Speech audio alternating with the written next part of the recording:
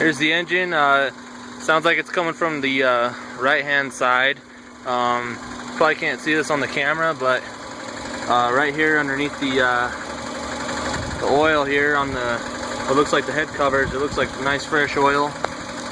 There's another weird noise coming out of the dipstick when I pulled it out to check today. It sounds like a water boiling or something like that. There's that noise. Water boiling, something moving around in there, I don't know. Here's with some gas.